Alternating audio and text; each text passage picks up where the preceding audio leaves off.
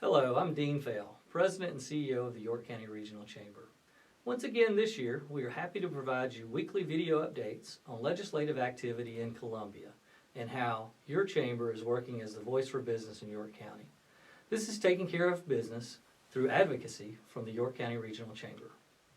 The legislature resumed its sessions early January with an extra $3.5 billion in the budget, and that surplus will play a major role in the policy decisions made at the State House.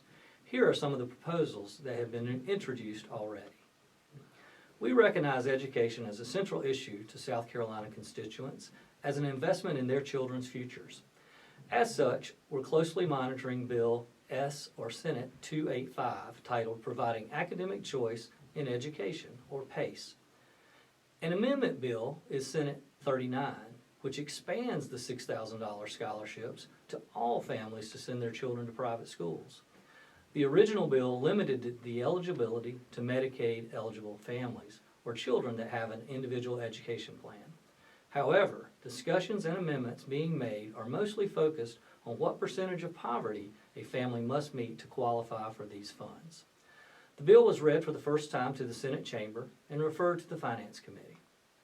Another education bill, House Bill 3726, titled the Statewide Education and Workforce Development Act, is designed to streamline and centralize all workforce development efforts to better prepare our current and future workforce.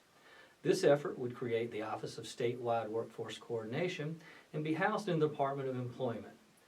With workforce development, a key initiative here at the Chamber, led by Celeste Tiller, our Vice President of Talent and Workforce Development, we will monitor this bill's progress closely.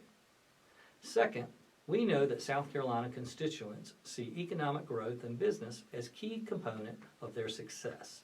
In line with that, we're monitoring House Bill 3103, or the South Carolina Job Creation and Competitiveness Act of 2023, which would reduce taxable income for individuals, estates, and trusts, and provide for an earned income tax credit.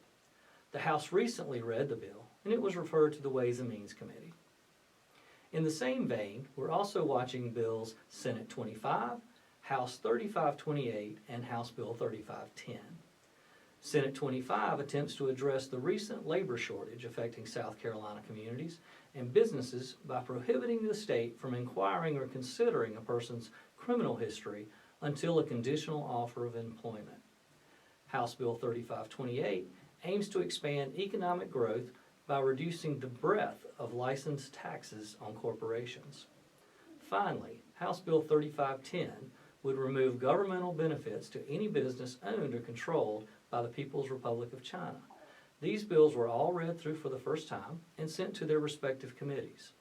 Going forward, we will be closely observing the ways these pieces of legislation advance, including any changes made in order to provide you with the most up-to-date information on the legislation that affects the livelihoods of all South Carolina constituents. Check back with us each week for more updates from the Capitol, and until next time, this has been Taking Care of Business through Advocacy.